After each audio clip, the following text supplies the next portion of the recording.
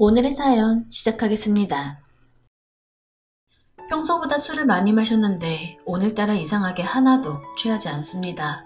그래서 혼자 취할 때까지 마시고 또 마셔봐도 정신이 멀쩡할 뿐입니다.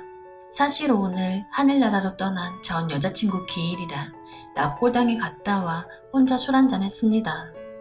저는 올해 33살 유부남이고 막 돌된 아들 하나 데리고 살고 있습니다. 하소연이라고 해야 하나, 단지 푸념이라도 하고 싶어 글을 써봅니다. 전 여자친구는 제가 초등학교 2학년 때 처음 같은 반 친구로 만나 친구 사이로 지내다가 중학교 1학년이 됐을 때 제가 먼저 고백해 사귀게 되었습니다.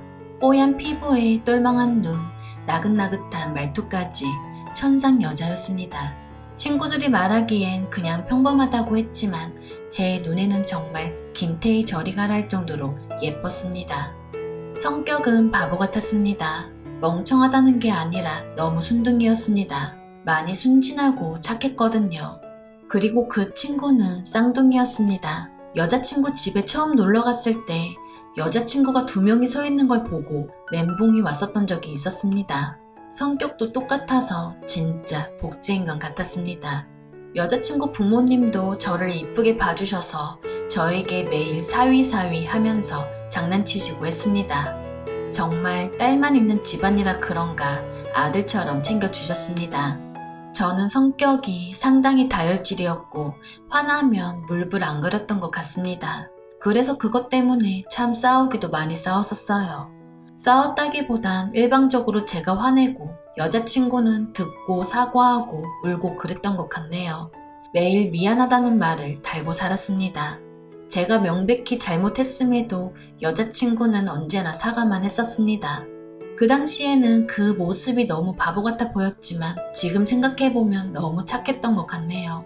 남한테 싫은 소리 못하고 화도 낼 줄 모르고 길 가다 구걸하는 사람 있으면 버스비 털어주고 자기는 걸어가고 제가 화내면 삐질삐질 울고 눈물은 그렁그렁 맺혀서 저를 쳐다보면 그 모습이 너무 귀여워 금세 화가 풀리기도 하고 그랬습니다.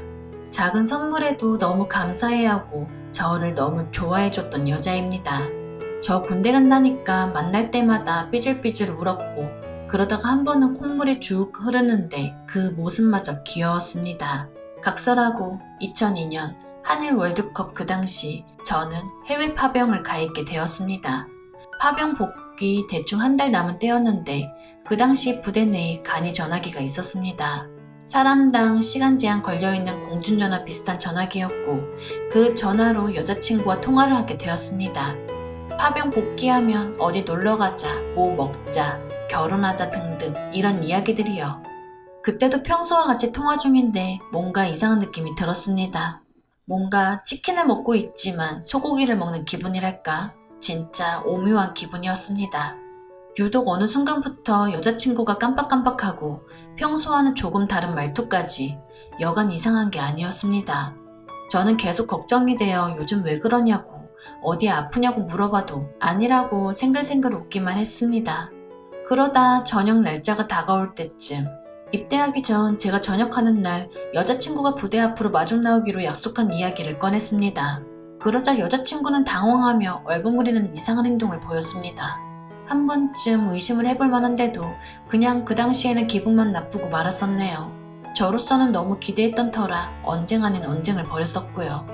여자친구는 그냥 자기 집으로 오랍니다. 저는 속으로 뭔가 이벤트가 있을 거라고 괜한 기대를 했었네요. 그리고 저녁날 칼각 잡은 전투복과 중대원 이름이 써진 저녁모를 머시랍시고 차려입고 여자친구의 집으로 향했습니다. 나름 서프라이즈라고 생각을 하고 저녁날 전화 없이 찾아갔네요.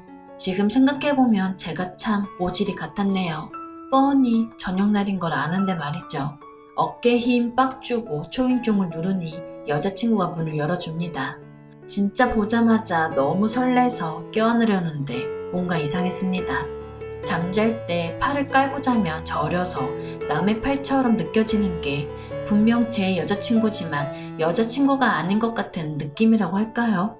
껴안으려고 팔 벌린 상태로 한 5초간 뻥져 있으니 여자친구 어머니가 나오십니다. 절 보시더니 깜짝 놀라며 안아주는데 갑자기 펑펑 우십니다. 아, 이건 기쁨의 눈물이 아니다 라고 판단할 즈음 여자친구가 미안하다고 말합니다. 대충 그 상황을 수습하고 거실에 앉아서 이야기를 듣는데 진짜 기가 찼습니다. 제가 수영을 좋아해서 어렸을 때 저병까지 마스터하고 일주일에 3일 이상은 꼭 수영장을 갔는데 여자친구는 수영을 못해서 같이 가지를 못했어요. 제가 우스갯소리로 나 전역할 때까지 자유형 마스터하라고 했는데 진짜로 수영장을 다녔더랍니다. 어머니 말로는 자유형이랑 배영 정도는 곧잘 했다고 합니다. 여튼 어머님이 하시는 말씀이 여자친구가 매주 수요일마다 강의가 늦게 끝나는데 그날은 수영 마치고 돌아오면 10시 정도 되었다고 합니다. 그날도 수영장 다녀오는 길이었는데 앞뒤 자르고 팩트만 말하자면 범죄 전과자한테 강제로 나쁜 일을 당했다고 합니다. 무슨 빌라 주차장에서 그랬다는데 여자친구가 너무 저항을 하던 나머지 진정시킨다고 많이 때렸다네요. 주먹으로 때리고 발로 패고 넘어져 있는데 얼굴을 수차례 밟았고 그러고 기절하니까 큰일을 당했다고 하네요. 아무리 밤이라도 빌라촌 주차장에서 젊은 여자 비명소리가 나니까 주민이 신고를 했고 현행범으로 체포되었답니다. 119가 왔을 때는 이미 심정지 상태였고 부검 결과 폭행으로 인한 경추골절이 사인이었습니다. 여자친구는 범인한테 맞을 때 이미 죽은 상태였습니다. 그 얘기를 듣는데 이상하게도 하나도 슬픈 감정이 들지 않았습니다. 실감이 안 난다고 해야 하나? 난 분명 저녁 전날까지 통화하고 했는데 알고 보니 여자친구 어머님이 제가 이 사실을 알면 타령하거나 사고칠 거라고 군생활 힘든데 더 힘들 거라고 쌍둥이 여동생 시켜서 여친 행세를 했던 거였습니다. 그 이야기를 듣고서야 눈물이 주르륵 흘러내렸습니다. 제가 울고 있는 줄도 몰랐습니다. 그때도 슬픈 감정은 안 들고 뭐랄까 내가 딴 세상에 와 있는 느낌이었습니다. 그대로 한참을 앉아서 울면서 있었던 것 같습니다. 여자친구 어머님이 곧 49제니까 오라고 하십니다. 약속을 잡고 그냥 집을 나왔습니다. 뭘 어찌해야 될지도 모르겠고 이 상황이 믿기지도 않았고 그런데 눈물은 계속 흐르고 다 장난 같고 거짓말 같고 꿈꾸는 것 같았습니다. 도무지 믿기질 않아 다시 집에 찾아갔습니다. 어머님이 저를 안고 오열하시는데 그제서야 실감이 났습니다. 정말 꺼이꺼이 울었습니다. 울다 눈물이 안 나오는데도 입은 울고 있었습니다. 그러다 눈 앞이 깜깜한 느낌이 들었는데 깨보니 병원이었고 병원에서 들은 이야기로는 울다 기절했다고 하네요. 깨어나는 순간 난 꿈이었구나 라고 안도를 했는데 여자친구 어머님이 옆에서 우시는 것 보고 또 다시 눈물을 흘립니다. 저희 부모님이 오셔서 한바탕 푸닥거리 했습니다. 어머니가 엄청 우셨는데 알고 보니 제 여자친구 때문에 우신 거였습니다. 그렇게 반병신마냥 울기만 하다가 여자친구 49제를 치르고 납골당에 안치했습니다. 가해자는 재범이라 형량이 엄청 길게 나왔답니다.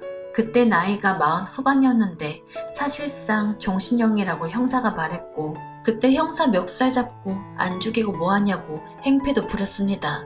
정말 억울하지 않나요? 제 여자친구는 그렇게 고통받다 죽었는데요. 그 새끼는 등 따시게 교도소에서 발 뻗고 자고 있다니 정말 이 새끼 찾아가서 죽일 생각까지 했습니다. 그 새끼 면접 신청해서 그 자리에서요. 그때부터 매일 술을 안 먹으면 잠도 안 오고 폐인 생활을 해야 했습니다. 살은 계속 빠지고 몸은 앙상해지고 저희 부모님이 너무 걱정하셨는지 여자친구 부모님께 연락을 했습니다. 어느 날 여자친구 부모님이 찾아오시더니 우리 딸 그만 놔주라고 죽은 애는 죽은 애고 산 사람은 살아야 하는 거 아니냐고 빌다시피 하셨습니다. 우리 딸이 지금 네 모습 보면 좋아하겠냐고 하시는데 정신이 번쩍 들었습니다. 그 후로 완벽히는 아니지만 잊으려고 노력 많이 했고 슬픈 건 어쩔 수가 없더라고요. 밥 먹다 울고 똥 싸다 울고 자다 깨서 울고 했지만 노력했습니다. 그래도 도저히 안 될 때는 쌍둥이 여동생을 만났습니다. 별건 없었습니다. 카페에서 커피 한잔 하면서 먼저 하늘로 간 여자친구 이야기를 했습니다. 자꾸 그 여동생에게서 여자친구의 모습이 보일 때마다 정말 여자친구가 살아있는 것 같기도 했고 좋기도 하고 슬프기도 하고 복잡했습니다. 그때부터 집착하기 시작했는데 여자친구의 빈자리를 그 여동생으로 메꿔갔고 여자친구의 모습을 강요했었던 것 같습니다. 사귀는 사이는 아니었지만 그냥 연인 같았습니다. 저 스스로 그 여동생이 여자친구라고 생각했으니까요. 그러다 제가 미쳐서 여동생에게 만나자고 했습니다. 우리 아프지만 사귀자고, 사랑하자고. 여동생은 불편해하며 정신 차리라고 했지만 저는 막무가내로 밀어붙였고 반강제적으로 만나게 되었습니다. 미친놈처럼 전 여자친구의 모습을 강요했습니다. 그런데 이상하게 시간이 지남에 따라 그걸 순순히 응해 주었습니다. 그렇게 사랑 아닌 사랑으로 만나다 문득 이건 아니다 싶었습니다. 여동생에게도 미안하고 죽은 여자친구에게도 미안하고 정신을 차려보니 저는 미친놈이 되어 있었네요. 그날도 커플 아닌 커플처럼 데이트를 하고 술 한잔 했습니다. 술도 들어갔겠다. 제 속마음을 다 털어놨습니다. 그동안 미안했다. 지은이 보내주겠다. 그동안 고마웠다. 미안하다. 그 여동생은 묵묵히 듣고 있다가 한마디 합니다. 나랑 만나자.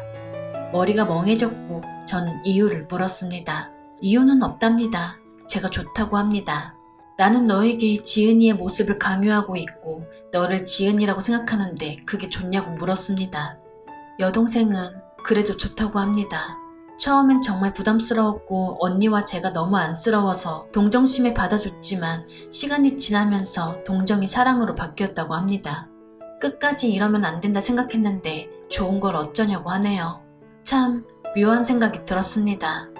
이어서 이야기를 하자면 얼마 전에 언니가 꿈에 나왔고 언니가 울면서 저를 잘 부탁한다고 간곡히 부탁했다고 하네요.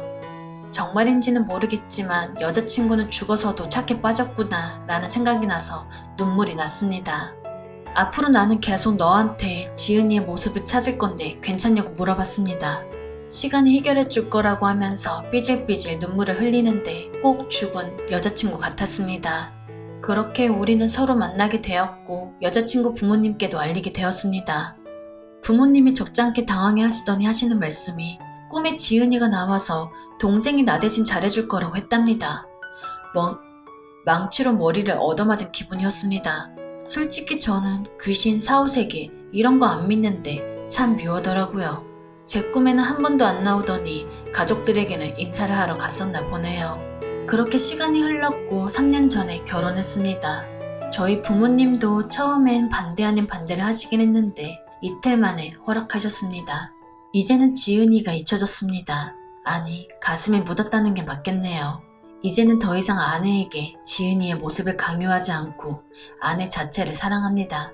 하지만 가끔 죽은 지은이의 기일엔 미치도록 보고 싶고 그립기도 합니다. 가끔 동시에 두 여자를 사랑하는 거 아닌가 하는 생각을 하고 피식하긴 합니다. 죽은 지은이에게 못해주고 미안한 것들 다 지금의 아내에게 해주고 있습니다. 지금 저에겐 지은이는 사랑하지만 사랑하지 않는, 존재하지만 존재하지 않는 요상한 사람이 되었습니다. 사랑하지만 사랑하지 않는. 이제 좀 속이 후련합니다. 지금까지 이야기는 제 인생의 격한 드라마 같은 실제 사연이었고 그 당시 제 감정을 글로 다 표현이 안 되어 안타깝긴 하네요. 긴 사연 들어주셔서 감사합니다. 오늘의 사연 들어주셔서 감사합니다. 여러분의 생각은 어떠신지 댓글 달아주세요. 재미있게 시청하셨다면 구독, 좋아요 부탁드립니다.